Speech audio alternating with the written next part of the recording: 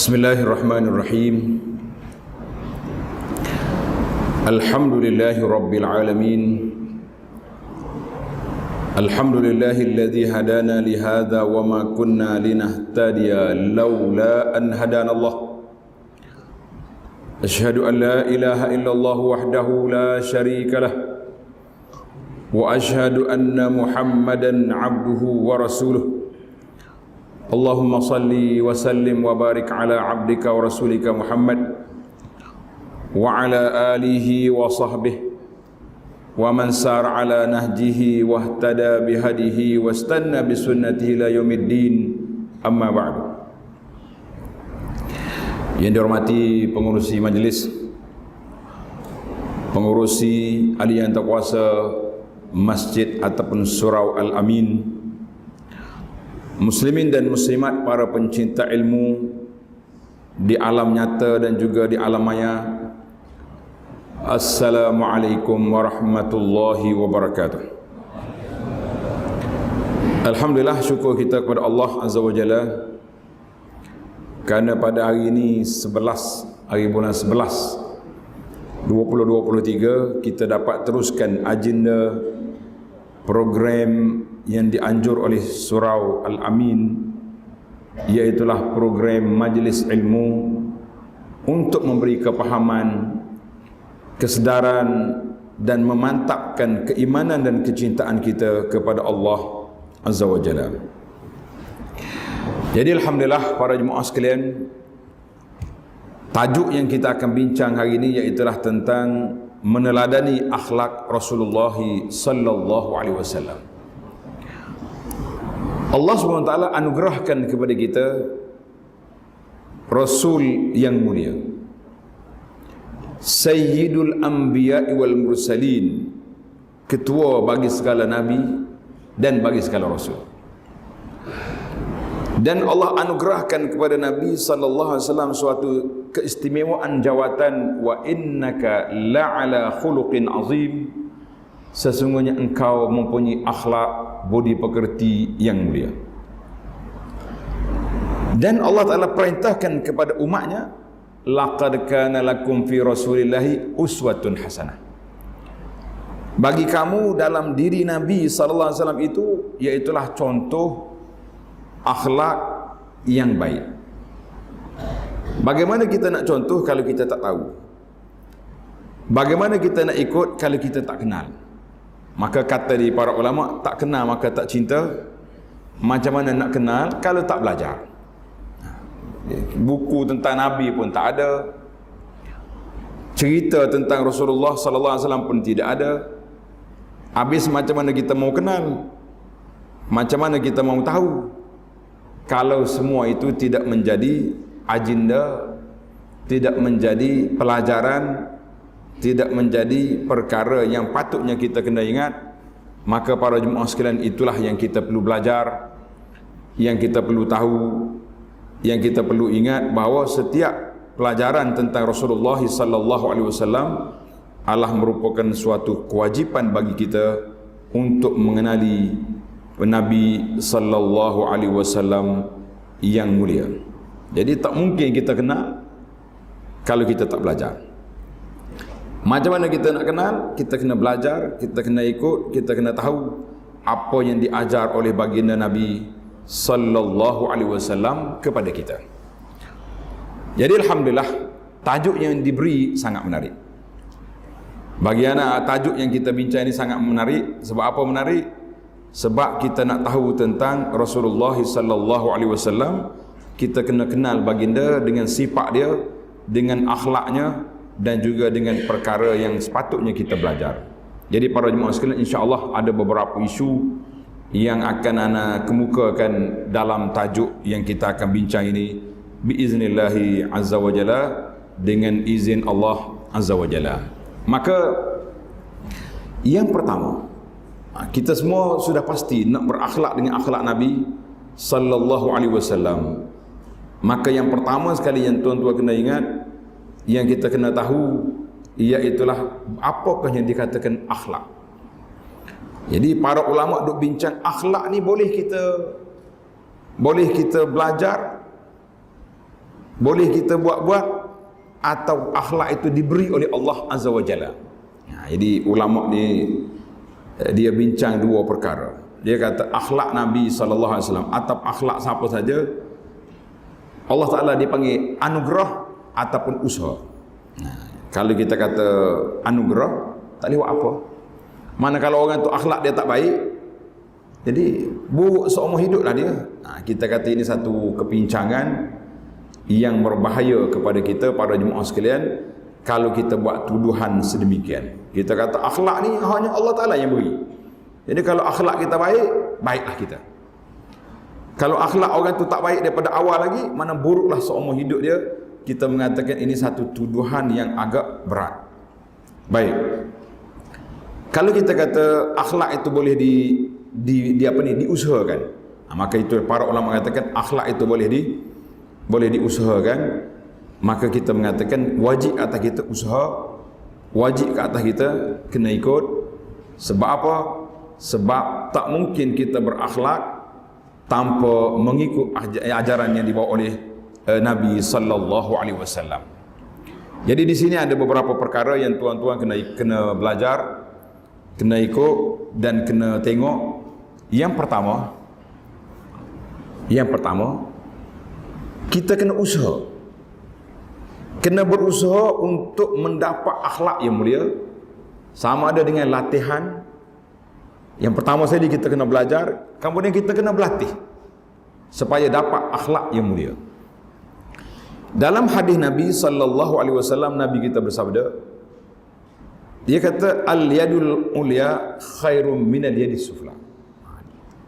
Tangan yang di atas lebih baik daripada tangan yang di bawah. Maksudnya kita kena berlatih menjadi orang yang pemurah.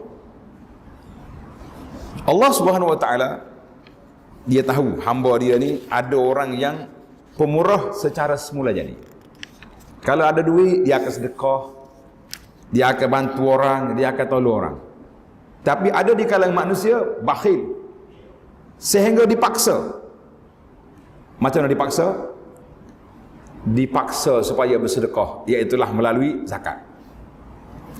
Kalau mu tak sedekah, kamu berdosa. Berat tak berat itu? Beratlah. Tak sedekah, mu berdosa. Tak sedekah, kamu akan diazab oleh Allah Azza wa Jalla. Itu dipanggil zakat. Maka mudah-mudahan dengan kita keluar zakat, akhirnya kita pun terasa seronok, bahagia, sukanya kita. Bila kita suka, apabila kita boleh apa? Bila kita boleh buat, boleh bantu orang, boleh tolong orang, kita akan rasa bahagia. Akhir sekali daripada buat zakat yang wajib, jadi sedekah infak. Kemudian Nabi kata apa? Wa man yasta'fif yu'iffahullah. Siapa dia cuba nak baikkan jiwa dia, baikkan nafsu dia, baikkan dirinya, nescaya Allah Ta'ala akan baikkan dia. Maknanya kita kena usaha. Aku ni setengah orang ni tak, dia lebih bangga dengan akhlak buruk dia. Kalau kita kata awak ni sabar sikit, tak boleh. Sebab saya dilahirkan panah baran. Saya nak kata apa? Walau panah baran, kita yang memanaskan. Kalau kita tahu dah kita jenis panas, jangan duduk pergi tempat panas. Jangan duduk pakai makanan yang boleh memanaskan. Jangan cari kawan-kawan yang suka panaskan, cari kawan-kawan yang suka boleh menyejukkan. Itu dia panggil usaha. Kemudian itu di antara hadis yang jadi keluar oleh Imam Bukhari, Nabi kata apa? Wa man yastaghni yughnihillah. Siapa dia rasa dia ni tidak minta dengan Allah Taala supaya dia ni sifat tidak bakhil, sifat suka sedekah, maka ini akan jadi perkara yang baik. Mana usaha tu kena ada. Macam kita belajar sekarang. Bila kita tegur sahabat-sahabat kita ni, dia suka makan tangan kiri. Bila kita tegur dia, saudara, Nabi suruh makan tangan kanan. Spontan dia jawab, saya kidal. Orang kidal ni guna tangan kiri. Tapi kalau dia usaha, boleh tak boleh dengan tangan kanan? Boleh je. Maka kita mengatakan, tak sudut kidal-kidal lah. Memang orang kidal ni guna tangan kiri. Tapi dia kata, saya kalau makan dengan tangan kanan, kalau makan dengan sudu kiri, campurlah sudu tu. ataupun kita berlatih supaya kita boleh buat. Ada seorang zaman Nabi SAW, dia makan tangan kiri. Nabi kata, saudara makan kuk kanan. Dia kata, la astati'. Dia kata la astati' tu sepatutnya sebagai seorang hamba Allah Ta'ala, sebagai seorang sahabat, bila dia dengar Nabi kata, terus dia spontan kata, saya ikut. Dia boleh makan. Tapi oleh kerana dia jawab dengan suasana yang tidak baik, jawab kata orang dengan perasaan sombong, saya tak mampu, tak boleh buat, maka tangan dia kanan dia tak boleh angkat. Itu dengan Nabi SAW, maknanya disebab dia sombong, maka Nabi kata mastata', mu tak boleh angkat dah tangan. Jadi dia pun tak boleh angkat. Banyak sebenarnya kita ni, kata orang, ini ilmu motivasi. Dia kata kalau kita nak berubah, bila kita nak berubah, kita kena ubah kita dulu. Kita kena ada niat nak berubah. Itu yang paling utama sekali, kena niat nak berubah. Tapi kalau kata awak berubahlah, dia kata tak boleh. Dia jawab dia tak boleh, dia tak akan boleh. Bila jawab tak boleh, dia tak akan boleh lagi. Sebab apa? Sebab memang dia tak bersedia nak ubah. Kita kata ini cukup berbahaya. Jadi tuan-tuan dan puan-puan, bila orang tegur, orang nasihat, kita terima nasihat. Paling tidak, katalah terima kasih kerana mengingatkan saya. Terima kasih kerana betul. Kita mari solat contohnya, sah tak betul, orang tegur kita, ikut ni, mari kita duduk depan. Jadi kita dengan sifat tawaduk, kita menerima apa yang telah disebut oleh Nabi SAW. InsyaAllah kita akan berubah sikit demi sikit. Kalau kita nak tengok zaman Nabi SAW, orang yang di antara orang, kalau kita nak kata orang hero lah, orang hero senang.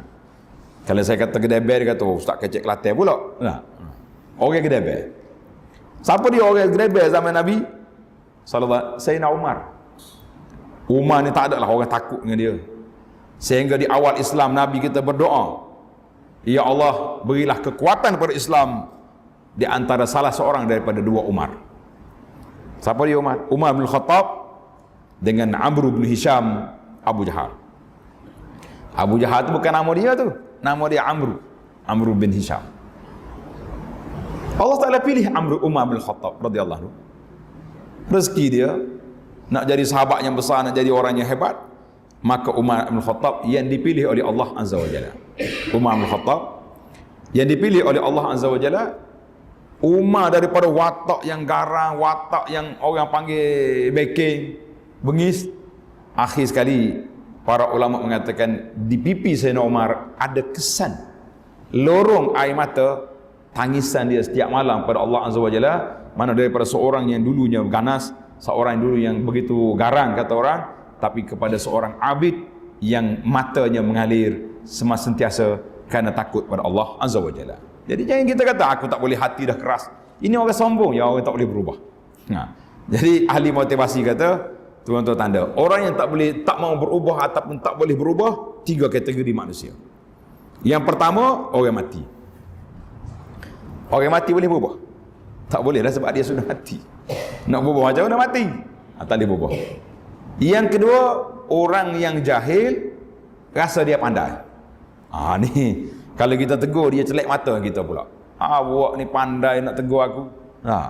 Siapa awak? Dia bagi siapa awak, sudah. Itu dia. Dia jahil, tak pandai. Tapi bila kita tegur, dia bukan nak terima kasih, dia marah kita. Siapa awak? Sama masalah. Yang ketiga, orang yang pandai, yang dia rasa dia sudah sempurna. Ini pun satu masalah. Orang yang pandai, dia rasa dia sempurna. Ini juga orang yang bermasalah, iaitulah orang yang tak boleh ditegur. Jadi dua, tiga orang tak boleh. Jadi insya-Allah para jemaah sekalian, kita cuba belajar ubah suasana, sebab itulah suasana orang-orang yang bertemu dengan Nabi SAW. Nabi kita tunjuk akhlak yang mulia, sehingga sahabat-sahabat kata Nabi ni dia tengok orang. Ada orang bakhil, orang yang masuk Islam kerana nak benda. Nabi kita beri kambing sampai dia kata dia beri kepada aku orang yang tak takut kepapaan. Banyak Nabi kita beri. Sehingga orang Madinah tengok Nabi beri banyak, Dia kata Muhammad sallallahu alaihi wasallam ni bila jumpa dengan orang Mekah, dia terlupa kita orang Madinah. Mana ada pemuda-pemuda bercakap sedemikian. Baik, yang kedua, mukhalatatu ashabil khuluqil hasan. Kita nak ikut cara, nak tukar akhlak kita kepada akhlak Nabi sallallahu alaihi wasallam, akhlak yang baik, dengan kita bercampur dengan orang yang punya akhlak yang baik. Kita kena bercampur dengan orang yang baik. Saya ni bahasa jenis kanah ni, saya ni bahasa jenis garang ni. Tapi bila kita duduk dengan orang yang baik-baik, kita duduk tengok akhlak dia, duduk tengok watak dia baik, akhir sekali insya-Allah kita juga akan berwatak baik. Malu aku ni. Kita bercakap bertempik-tempik, sahabat kita ni bercakap lembut ya. Akhir sekali rasa malu tak? Aku ni malu sama orang ni. Apa bercakap macam ni? Jadi secara automatik insya-Allah taala kita akan jadi orang yang baik, orang yang akan berakhlak baik. Sebab apa? Sebab kita tahu kita punya perangai telah berubah dengan sebab kita bercampur dengan orang yang baik. Dalam hadis Nabi sallallahu alaihi wasallam, Nabi sebut, tuan-tuan kena ingat ni. Hadis Rasulullah sallallahu alaihi wasallam, Nabi kata al-mu'minu alladhi yukhalitun nas. Orang mukmin yang bercampur dengan orang. Campur dengan orang. Kita campur dengan orang baik, insya-Allah kita akan dapat tempias orang baik. Tuan-tuan ingat ke tidak analogi yang dibuat oleh Nabi sallallahu alaihi wasallam, orang yang berkawan dengan penjual minyak wangi. Bau wangi tak wangi kita? Wangi. Kalau hidup kawan dengan orang jual benda yang tak wangi, sampai kita, bau apa awak ni? Nabi kata wa nafiqul khair, orang yang duk tiup api tukar besi. Jadi api, percikan api pun sama ada bau ataupun hangus kita punya baju. Maknanya penting sangat-sangat kita bersahabat dengan orang yang baik-baik. Kita hari ini alhamdulillah, sahabat-sahabat kita orang masjid. Dia panggil orang masjid, geng masjid. Maka kita duduk dengan orang masjid. Kalau kita lambat ke masjid, dia akan tanya kenapa. Sehari kebelakang ni kami tengok tuan ni nampak macam slow dia datang masjid. Malu tak? Berasa tak pasal malu kita? Aku ni pengurusi masjid sendiri tegur ni. Tak, kena pergi awal ke masjid ni, tak boleh main-main. Kita mengatakan itu di antara yang sepatutnya kita kena belajar bercampur dengan orang baik-baik insya-Allah. Dan tuan-tuan kena ingat dalam sebuah hadis Nabi bagi tahu bahawa orang yang baik, ahli masjid ni, kita bukan hanya berkawan dengan manusia, malaikat kawan dengan kita. Kita bukan hanya berkawan dengan manusia, malaikat juga sekali dengan kita. Cuma malaikat ni dia termasuk dalam rukun iman. Apa makna rukun iman? Kenapa malaikat masuk dalam rukun iman? Sebab apa? Sebab tak nampak. Tapi oleh kerana Nabi kata dia ada dekat sekali dengan kita, kita kena yakin dan percaya bahawa malaikat tu ada ke tak ada? Ada. Ni kena kata, ada malaikat, ada. Mana kau tahu? Rasulullah bagi tahu. Kalau tuan-tuan cari hari ni, payah nak tengok malaikat dekat mana, dekat tiang ke dekat mana. Tapi dia ada. Maka kita kata kalau kita duduk dengan orang baik, bila kita duduk dalam suasana yang baik, Allah SWT akan beri kepada kita kebaikan. Baiklah. Kita bercampur dengan manusia yang tidak baik. Nabi kata apa? Al-mu'minu alladhi yukhalitun nas fayu'zunahu. Kita bercampur dengan orang yang tak baik, kemudian orang ni menyakiti kita. Allah. Orang tak baik ni macam-macam. Mulut dia pun leza, perangai dia pun tak baik. Tapi kita kena sabar. Sebab apa kita kena sabar? Tuan-tuan kena ingat, Nabi SAW ketika berdakwah, dia duduk dengan Abu Bakar, Umar ke dia pergi tempat orang ramai. Nabi kita pergi tempat orang ramai. Musim haji, dia pergi jumpa ke jemaah haji. Puak-puak kafir ni, dia panggil cyber tropa ke sekarang. Jenis bahasa jenis bawa keluar cerita-cerita yang nak menjatuhkan orang. Cyber ketua Quraisy, dia duduk setiap pintu masuk Mekah. Di mana pintu masuk Mekah, dia tunggu situ. Dia kata apa? Awak pergi Mekah hati-hati ya. Hati-hati ya. Ada pemuda di Mekah tu tak betul. Sewe dia punya pemikiran. Jadi orang ni bila terlalu kuat sangat tekanan, orang mula cari. Siapa kat Muhammad ni? Yang orang kata dia ni tak baik. Oh, kau nak kenal Muhammad ya? Itu dia. Dia orang tunjuk pada Nabi SAW. Pergi jumpa dengan Nabi, akhlak yang mulia, percakapan yang baik. Tak adalah yang menunjukkan dia ni terancak akal sebagaimana yang dituduh oleh orang kafir ni. Orang kafir ni 3 yang tuduhan dia. Nabi sihir. Dia kata ahli sihir, orang gila, majnun, ataupun orang yang tidak betul. Orang yang apa ni, tinggal keturunan. Jadi kita kata kalau gila bukan macam ni bercakap. Kalau ahli sihir bukan macam ni juga. Jadi akhirnya dengan sebab diayah, orang pergi cari Rasulullah sallallahu alaihi wasallam dan mereka jumpa yang baik, akhirnya mereka ikut. Maka Nabi kata kalau kita bercampur dengan orang ni menyakiti kita. Lebih baik afdalu minal mu'min alladhi la yukhalitun nas, lebih baik daripada orang mukmin yang tak bercampur dengan orang. Dia baik seorang dia ya. Pergi masjid dekat tiang seorang tak bercakap dengan orang. Dia pergi tengok orang buat nakal pun dia tak tegur. Apa saja orang buat pun dia diam. Kita mengatakan ini orang yang tidak baik. Dia baik untuk dia tapi tidak baik untuk orang ramai. Maka para jemaah sekalian, kita nak jadi baik, kita kena bercampur, bergaul dengan orang yang punya akhlak yang baik. InsyaAllah dengan kita duduk dengan orang ni akan dapatlah seperti yang Nabi kita sebut tadi, orang mukmin yang baik berkawan dengan dia seperti duduk dengan penjual minyak wangi. Kalau kita tak beli pun ada minyak wangi pada kita. Kita kadang-kadang tak sempat nak pergi nak pakai minyak wangi lah. Lalu dekat masjid nak gitu, lalu ke kedai minyak atar, boleh tanya tu, oh atar ni sedap ke? Automatik dia akan sembuh minyak atar tu. Jadi kita pakai minyak wangi, kita pergi masjid gitu. Tak sempat nak beli lagi sebab kita nak lalu je. Jadi kita kata itu di antara kelebihan yang diberi. Yang ketiga, tanda ni. Yang ketiga para jemaah sekalian, iaitu kita banyak al-luju' ila Allah bid-du'a. Kita banyak minta dengan Allah Taala supaya Allah Taala anugerahkan kepada kita akhlak yang baik. Di antara doa, saya akan bagi 1-2 doa lah. Tapi kalau tuan-tuan boleh hafal doa ni, besarlah pahala dianya insya-Allah. Di antaranya doa yang kita baca pada ni di awal solat, orang panggil doa iftitah. Doa iftitah. Di antara doa yang kita baca, Allah cuba katakan. Kalau kita tak ingat pun sekarang tuan-tuan dah baca malam ni. Allahumma ihdini li ahsanil akhlaq. La yahdi li ahsaniha illa anta. Ya Allah, tunjuklah kepada kami akhlak yang baik. Tak ada siapa yang boleh tunjuk pada kami akhlak yang baik ini kecuali dengan kuasa-Mu ya Allah. Kita ulang doa ni. Baca Allahumma hdil ahsanil akhlaq fa innahu la yahdi li ahsana illa anta wasrif anni sayyi'aha fa innahu la yasrif anni sayyi'a illa anta. Ya Allah, jauhkan aku daripada akhlak yang buruk kerana tak ada siapa yang mampu mengubah keburukan akhlak aku ni kecuali Engkau. Jadi tuan-tuan boleh baca, ambil bacaan ni dalam kitab kita Perisai Muslim.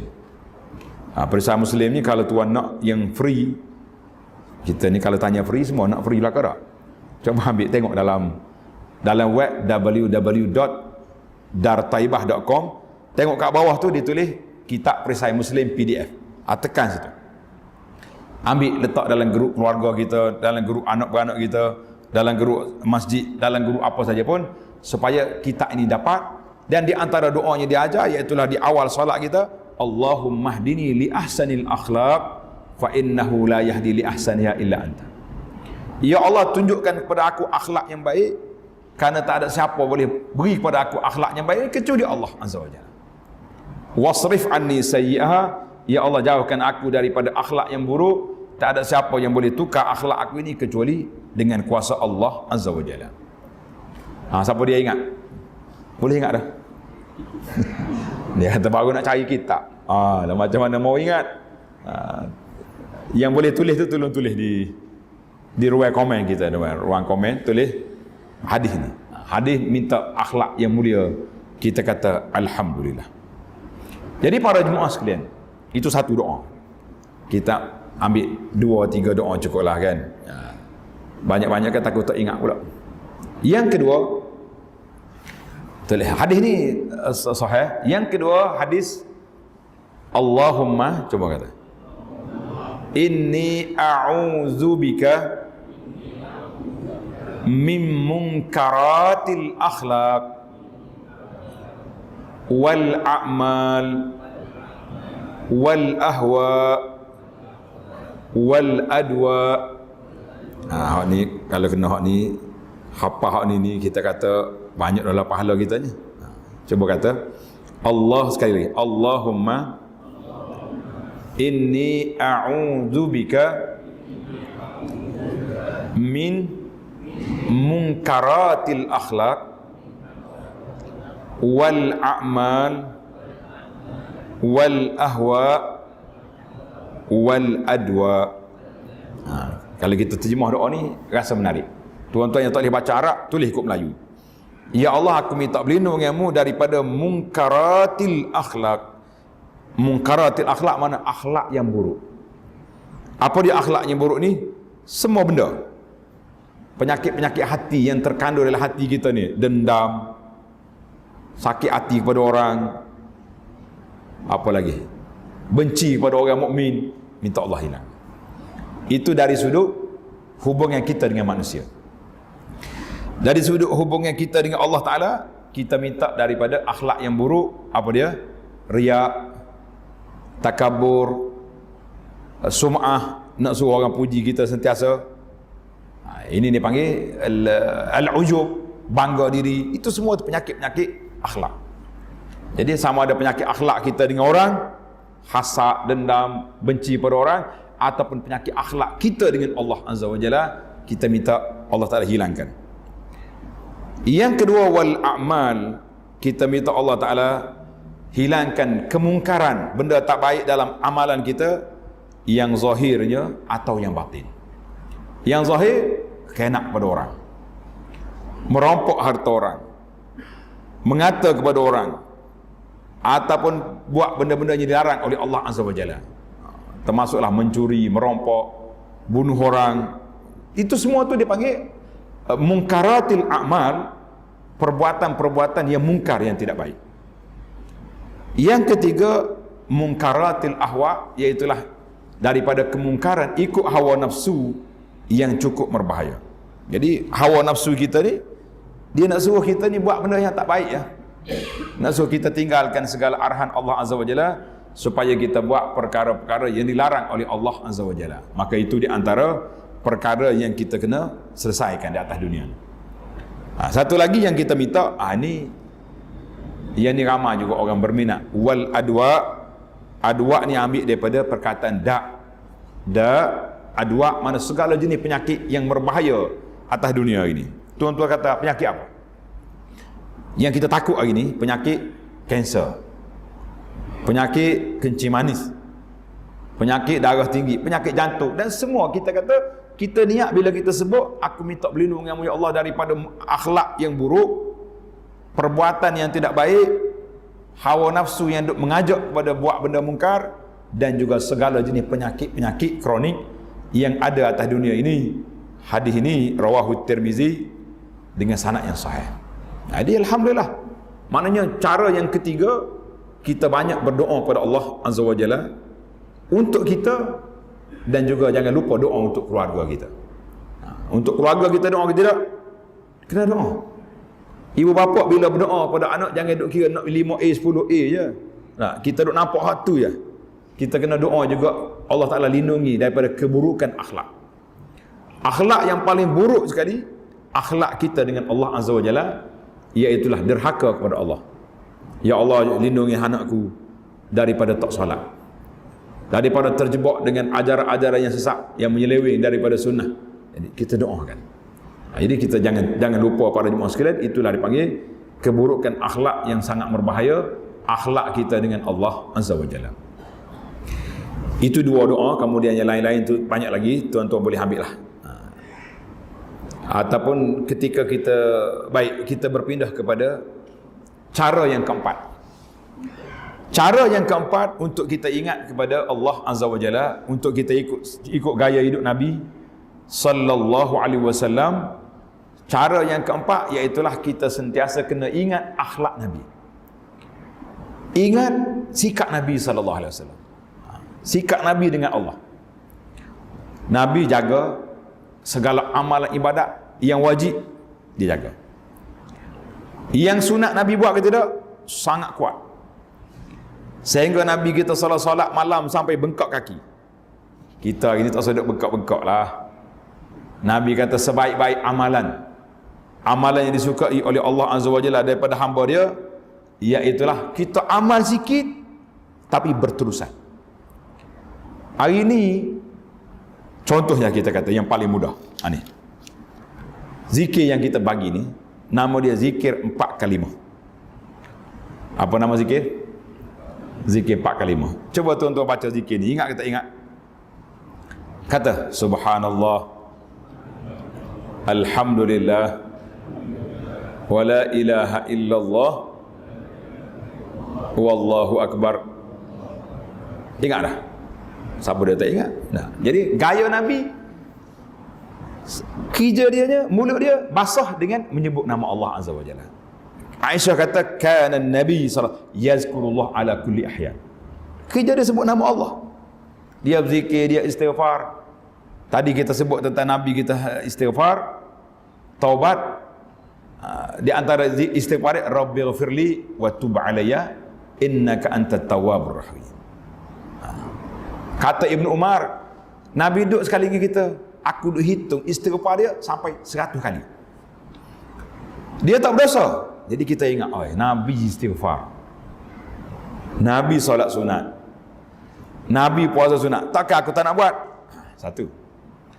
Kita teringat pula akhlak Nabi dengan keluarga. Nabi kata sebaik-baik kamu orang yang paling baik akhlak dia dengan keluarga dia. Para jemaah sekalian, kita akhlak kita dengan anak-anak, dengan isteri, baik ke tak baik? Allah, ramai orang perempuan kata suami dia ni baik dengan kawan, backing dengan keluarga. Jadi juga lah gitu. Oh, kalau isteri ajak pergi makan ke kat luar, marah selalu. Oh lah, pasal malah masak. Malah masak. Tapi kalau member ajak, tak apa. Saya yang sponsor malam ni. Oh, padahal dia tak banyak mana duit, tapi nak tunjuk ni. Jadi kita kata akhlak kita dengan keluarga macam mana? Nabi SAW ajaib lah kalau zaman kita ni, kalau orang buat macam ni tak. Kata dalam kitab, kana yakhsifu na'lahu, tali kasut dia putus, dia yang sambung. Wa yarqa'u thawbahu, baju dia cari, Nabi kita yang jahit. Kita hari ni suami, tuan-tuan jawab betul-betul, pegang jarum pandai ke tak pandai? Pandai. Boleh jahit? Bisa ni. Setengah orang nak pegang jarum betul balik, dia kata apa pasal nak jahit baju tak? Marah ke bini pula. Nabi kita dia buat sendiri. Kata Aisyah, kana fi mihnati ahlihi, dia buat kerja rumah. Kita ni kalau suami bawa ke air pergi jemur di luar rumah, jiran-jiran cakap selalu, ni pasal jenis queen control dia ni. Tak, jemur ke air pun suami. Kita tak tahu itu akhlak Nabi sallallahu alaihi wasallam. Bukan akhlak untuk bibi, kita yang buat. Jadi kita buat, kita ikut apa yang dia buat. Nabi kita sifat dia tawaduk. Kita tengoklah mana-mana ulama atas dunia ni pun semua boleh katakan semuanya tawaduk belaka. Sebab mengikut akhlak Nabi sallallahu alaihi wasallam. Kita tawaduk, tak sedut sombong. Kadang-kadang kita ni rasa besar, rasa sombong, rasa kita hebat, yang menyebabkan kita terlupa. Kata orang, lupa diri, lupa daratan. Itu bahaya. Baik, jadi di antara cara kita nak ikut Nabi, kita kena sentiasa ingat kepada akhlak Nabi sallallahu alaihi wasallam. Nak ingat akhlak macam mana? Bacalah buku-buku tentang akhlak yang mudah-mudah. Ada sebuah buku yang saya usahakan, nama dia Sunnahmu Amalanku. Sunnahmu Amalanku ni buku kecil tapi kita cuba kumpul hadis-hadis tentang amalan Nabi sallallahu alaihi wasallam. Mudah. Ada sebuah buku lagi yang menarik, dia tulis Al-Yawmun Nabawi, sehari dalam hidup Nabi. Cuba tu kita baca buku ni. Daripada Nabi SAW bangun pagi tidur, kemudian bermula dengan solat subuh, lepas subuh dia buat apa? Duha sampai ke malam. Dia panggil Al-Yawmun Nabawi, bahasa Arab, tapi kita usahakan terjemahan dia, huraian dia. Maka ketika itu kita akan jumpa bagaimana simple, bagaimana senangnya hidup Nabi sallallahu alaihi wasallam. Baik, yang kelima, tuan-tuan, yang kelima, at-tawasi bi husnil khuluq. Kita kena sentiasa ingat, mengingati, berpesan, berwasiat supaya kita ni jadi baik. Tuan-tuan kena ingat, apa hikmah setiap minggu khatib kena naik mimbar? Apa hikmah? Salah satu daripada rukun khutbah, ittaqullah. Naklah kamu takut kepada Allah, bertakwa. Kalau tak baca ni, khutbah dia tak jadi. Tak pada dengan bahasa Melayu, khatib kena kata ku Arab, ittaqullah. Itu dia panggil wasiat dengan takwa. Maka kita kena sentiasa tawasi, pesan-mesan. Ni majlis kita malam ni, contohnya. Pihak masjid kata akhlak Nabi sallallahu alaihi wasallam. Setengah orang bila tengok tajuk ni, dia terkejut. Habis dah bulan Maulud.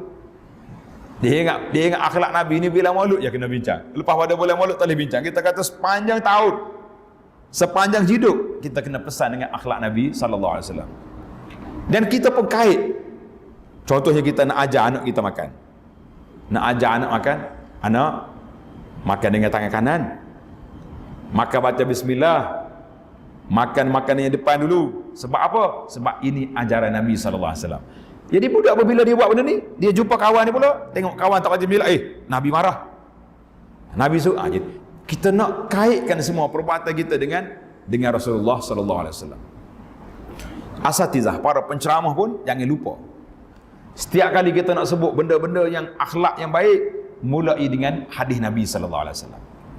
Ni kadang-kadang kita terlupa duk sebut nama ulama ni tak tersebut langsung daripada Nabi. Kita kata kenapa kita nak menjauhkan masyarakat daripada kata-kata Rasulullah sallallahu alaihi wasallam. Maka Allah Taala sebut dalam Al-Quran dalam surah Wal Asri, wa tawasau bil haqqi wa tawasau bis sabri. Al-haq yang benar itu yang datang daripada Allah. Yang datang daripada Nabi sallallahu alaihi wasallam. Jadi ulama tadabbur kata, kalau kita nak tunjuk hak Allah, nak ajar hak Nabi, kita akan disakiti oleh orang, maka wa tawasau bis sabri, kamu juga kena sabar dengan berpesan dengan kesabaran, maknanya sabarlah. Bila kita nak ajak benda baik, orang akan marah. Cuma berbeza di antara kemarahan manusia, kita ajak benda baik dengan kita larang benda mungkar. Ajak benda baik, orang kurang marah. Betul tak? Cuma dia perli je. Alah, ingat dia warak sangat. Itu tak tahan. Tapi kalau larang benda mungkar, orang akan marah. Sebab benda mungkar itu benda yang disokong oleh syaitan. Semua benda yang disokong oleh syaitan, kalau kita larang, maknanya kita pula akan jadi mangsa kepada orang yang melarangnya itu. Maka para jemaah sekalian, sentiasa kita ulang kaji, sebab Nabi kita sebut al-mu'minu mir'atul mu'min. Orang mukmin ni cermin kepada mukmin lain. Kita cermin kepada kawan. Kawan kita cermin kepada kita. Jadi kita nak tengok akhlak kita, tanya kawan. Macam mana saya punya perwatakan? Mana kita masing-masing nasihat menasihati. Tapi jangan pula jangan tanya kerana nak belanja. Siapa dia jawab balik, dah malam ni saya belanja. Itu pengampu nama dia. Manusia ni mengampu lebih bahaya daripada manusia lain. Al-mu'minu mir'atul mu'min. Orang mukmin menjadi cermin pada kawan dia. Jadi masing-masing kita tengok. Kita tak betul, kawan tegur. Kawan tak betul, kita tegur. Tapi kena belajarlah ilmu ni. Sekarang ni kalau ampu, ramai orang suka. Kalau tegur, I'm friends lalu. Walaupun kita PM dia, hantar WhatsApp khas, bukan dalam grup, sama seorang cakap, pun masih lagi dikira mengganggu ketenteraman dia, dikira mengacau dia. Jadi kita kata para jemaah sekalian, janganlah kita buat benda-benda yang menyusahkan kita sendiri. Jadi orang mengampu ni tak ada kefaedah dengan mengampu, maka kita kena jangan jadi pengampu. Baik, kita berpindah pada perkara yang keenam. Yang keenam, untuk mengikut akhlak Nabi SAW, iaitulah kita kena sabar, tahan diri daripada perkara-perkara yang tidak baik dengan cara usaha. Tadi saya sebut di awal tadi, Nabi kata waman yasbir yusabbirullah. Siapa dia belajar nak jadi orang sabar, insya-Allah Tuhan akan beri sifat itu. Ramai orang ni, dia kata dia dulu begini sikap-sikap dia, lama-lama bila dia ingat, lebih-lebih lagi kita dah berumur dah ni, tua-tua dah kita ni nak pencen dah, ataupun yang sudah naik taraf pencen, yang saya namakan orang pencen dengan kumpulan RTM dia panggil. Ingat dah kumpulan RTM ni? Kumpulan apa? Tahu belakang dah. Kumpulan RTM dia panggil, kumpulan rehat tunggu mati. Kumpulan RTM ni nak marah-marah buat apa lagi? Jadi kita belajar ilmu sabar. Kita pun dah tua, nanti anak dah besar. Kalau duk asyik duk marah ya, akhir kali anak pun lari. Orang tua ni nampak apa ni gedebel sangat, ikut dah. Kau duk seorang lah, tak payah orang pergi-pergi. Kita. Nabi kata wa man yasbir yusabbirullah. Siapa dia belajar untuk sabar, Allah beri kepada dia sabar. Insya-Allah. Jangan kata wa ma utiya ahadun min ata'in khairum min wa awsa' min as-sabri. Tak ada siapa yang Allah Ta'ala beri anugerah kepada seorang itu lebih baik daripada dia berinya sifat sabar. Maka sabar ini terbagi kepada tiga. Sabar ada tiga kategori.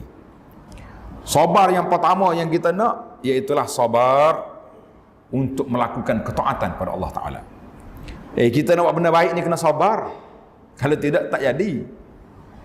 Sabar yang kedua, meninggalkan maksiat. Sabar yang kedua, tinggal maksiat. Nak tinggal maksiat ni bukan senang lah. Bagi anak kawan-kawan kita yang ikut kuliah, yang suka mari masjid, tapi satu benda yang dia tak boleh boikot. Hari ni musim boikot hari ni.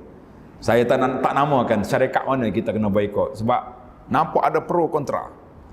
Bila kita kata boikot syarikat ni, jangan makan roti dia, ada pula orang tunjuk budak-budak yang kerja dia kena berhenti, kena cuti, dia pun tak banyak mana beri ke Yahudi. Jadi susah kita. Ada syarikat yang betul-betul tak ada faedah, ramai ulama kata haram. Syarikat ni pergi kepada syarikat-syarikat orang kafir, Yahudi ke Kristian ke apa benda, nama dia rokok. Tak ada pula kempen boikot rokok ni. Kan ada juga. Dia kata ustaz, kita boikot ni benda halal.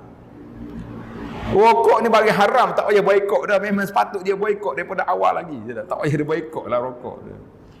Yang kata nak boikot ni syarikat halal, ada logo halal, ada logo halal, ada baru kita boikot ni. Rokok ni mana ada.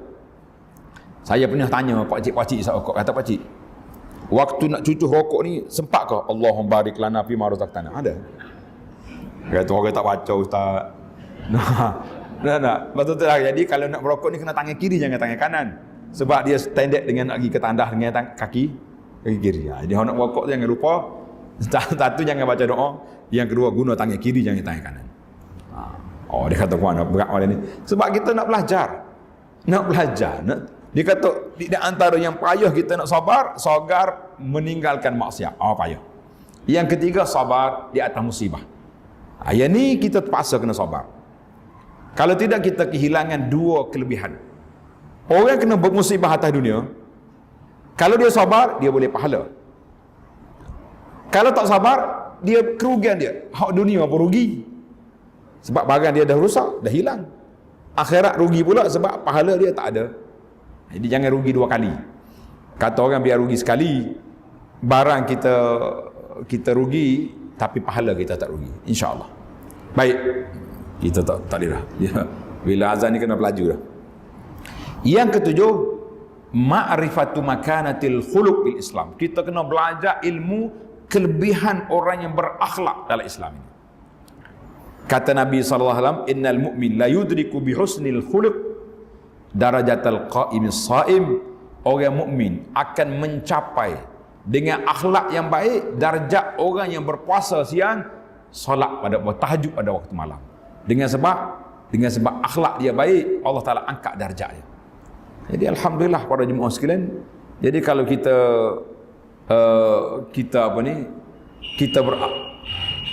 berakhlak baik, maka darjat kita diangkat oleh Allah Azza wa Jalla dengan sebab itu. Karena itu kita kena niat. Sekarang ni nak pergi berjihad tak boleh. Ni ada orang hantar video, saya nak kata tak betul, nampak ramai hantar tu, mana betul macam betul. Ramai ada orang kena tangkap kerana berdoa untuk Palestin. Kena tangkap, kena tahan di pejabat polis di tempat tertentu, kita sebut nama lah, tuan-tuan tengok dah video tu. Orang Arab pun kena, Melayu pun kena. Nak berdoa pun tak boleh sama kita sekarang, bukan main-main. Jadi kerana itulah kita para jemaah sekalian, apabila orang ini berakhlak dengan akhlak yang baik, maka kita kena sabar, kita kena banyak berdoa kepada Allah Subhanahu Wa Taala dengan niat yang baik. Ya Allah, ya Tuhanku, sekiranya kerajaan mengisytiharkan jihad dengan Zionis di Palestin, di Yahudi di Palestin, aku nak pergi. Berani kata berani kita doa. Kalau dua kali doa, bini mari pegas lalu bang, jangan lagi. Rugi kita.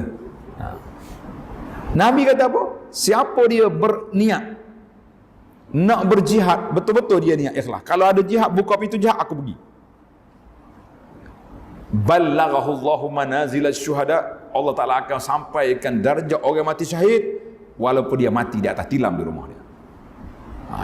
Sama juga bila kita niat aku nak jadi orang baik, aku nak jadi orang baik, kita usahakan nak jadi orang baik sebab kebaikan itu besar pahala. Tapi kita dapatlah, kita kata daripada perangai kita buruk dulu 80% dah turun jadi 60, jadi alhamdulillah, itu satu nikmat yang Allah tak nak anugerahkan. Yang ke-8, ini yang perlu kita belajar dalam buku saya tadi, kita kata sunnahmu amalanku, kita kena iltizam ibadat-ibadat kita ni bermula daripada wuduk sampai ke solat dengan apa yang dibuat oleh Nabi sallallahu alaihi wasallam. Nabi kata mudah ya, dia kata man tatahhara fi baitihi, siapa dia berwuduk di rumah dia. Wuduk mana? Di rumah dia. Kemudian dia keluar ke masjid nak pergi solat, dia berjalan, sambil berjalan tu dia zikir kepada Allah Taala.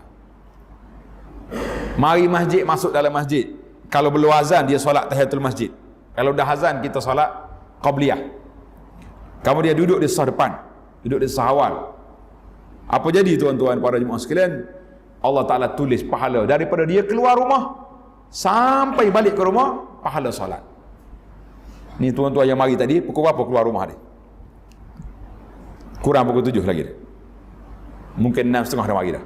Ambil uduk masa tu, alhamdulillah. Nak balik sampai rumah pukul 9, 9.30. Mana kita sudah ada 3 jam pahala solat.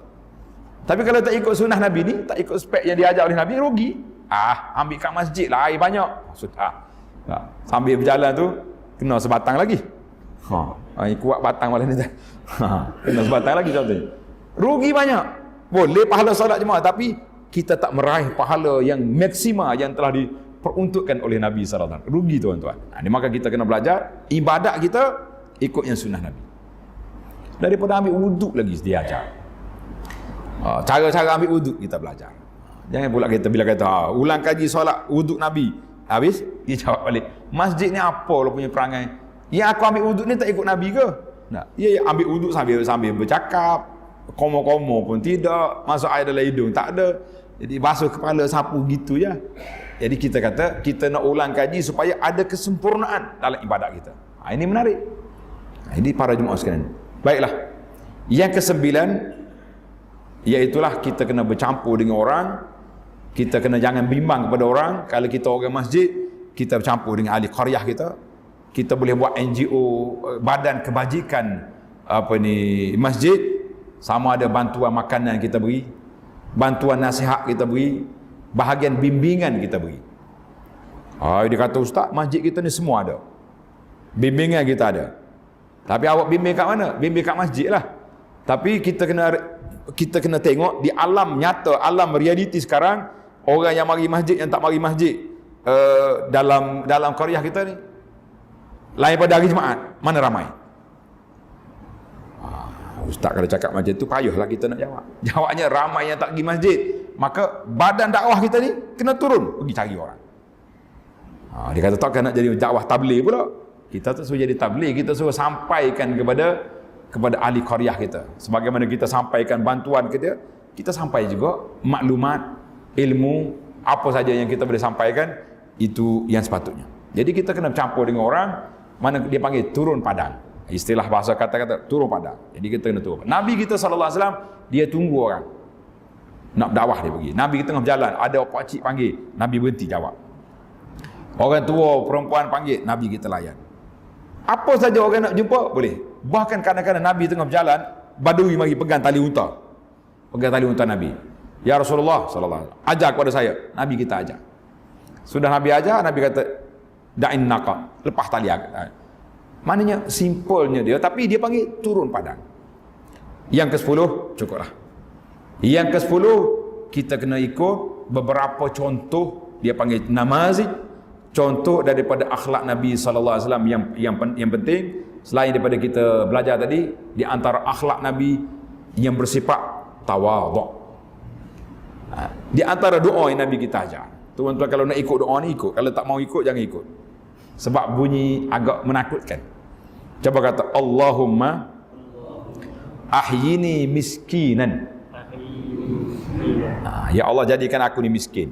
Ramai orang tak sedok doa ni. Kita nak kaya, maaf miskin pula. Miskin di sini bukan makna miskin papa kedana.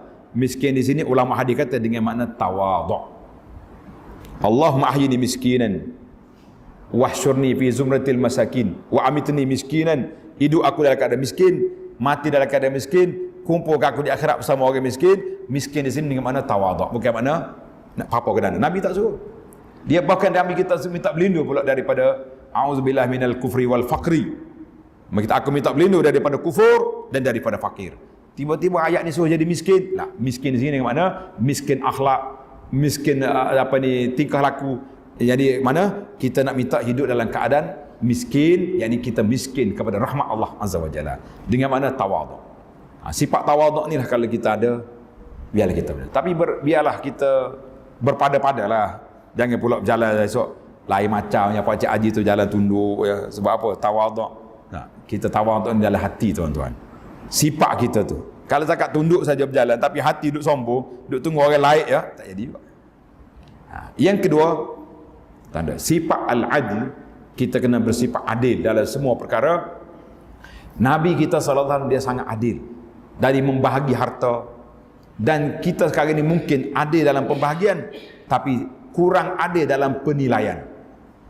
Kita nak nilai orang yang kita sayang, kita up naik dia. Oh, dia ni lah orang ni wali besar, walaupun dia ajar ajaran yang pelik-pelik, wali juga. Jadi orang yang kita tak suka, jatuhlah walaupun kawan ni mari duk baca hadis, baca Quran, tak jadi. Yang ni berlaku adil. Yang ketiga, kita kena belajar dari sudut Nabi kita salat karam, bersifat pemurah. Murah sangat Nabi sallallahu alaihi wasallam. Orang mari minta, apa bagi bakal. Jadi anda tengok masyarakat kita ni alhamdulillah pemurah. Kalau kita buat iklan nak beli, nak buat bina masjid, 1 juta nak, sekejap ya orang pakat pergi. Sebab itulah hari ni ramai orang buka tahfiz lah, buka tempat pusat-pusat NGO. Sebelum bagi tu siasat dulu tengok, tapi ada sungguh ke tidak. Kau banner ya ada setengah tu banner ya ada, tempat mengaji belum ada lagi. Hati-hati. Sekarang ni skamer banyak duduk ambil peluang-peluang di antara pemurahnya masyarakat kita. Alhamdulillah, saya tengok bila keluar isu Palestin, kita kata jazahumullahu khairan. Masyarakat kita ni bagi je sumbangan. Buka ya tabung untuk Palestin bagi. Cuma kita bimbang pula NGO yang tanya yang ambil tu berapa peratus awak ambil. Ni kena tanya khabar. NGO awak ni berapa peratus ambil? Untuk pengurusan berapa? 30%. Pengurus siapa 30%? Sekali up kita punya musim ni, orang boleh berjuta-juta duit. Kalau boleh 100 ribu, 30% dah boleh berapa puluh ribu dia? 30 ribu, banyak 30 ribu. Kalau bagi tahu pada kita, saya nak ambil 30 ringgit duit awak 100, tak bagi tak? Boleh tak boleh? Tak bagi. Jadi kena ada NGO kena jujur. Jangan ambil kesempatan daripada kemurahan masyarakat kita. Alhamdulillah bagi kita murah. Masyarakat kita pemurah. Apa saja nak buat jadi belaka. Tapi kemurahan kita tu letak pada tempat, kalau tidak kita rugilah, peluangnya ada tapi kita letak di tempat lain. Satu lagi sifat yang kita kena ambil, dia panggil sifat al-afu, sifat suka memaafkan. Allah Ta'ala ajar kepada kita, Nabi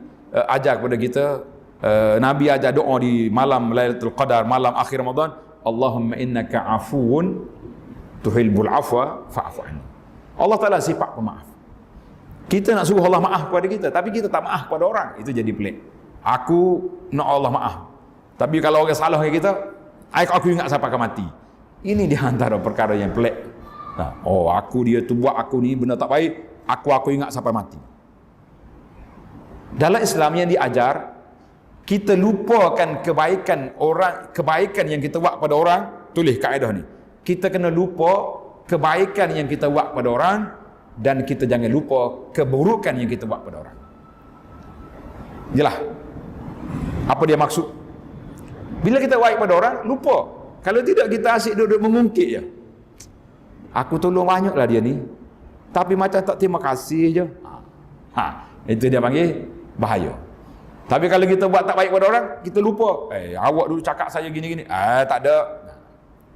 Jadi kita lupakan kebaikan kita, tapi jangan lupa keburukan yang kita buat pada orang, supaya kita sentiasa istighfar, minta ampun kepada Allah SWT, dan jangan lupa kebaikan orang kepada kita. Ini kita mudah lupa orang, kita lupa hak kita. Alhamdulillah, kata pendakwah, tilka asyaratun kamilah, demikianlah 10 cara, 10 tip, 10 adab bagaimana kita nak meraih akhlak Nabi SAW dalam kehidupan kita.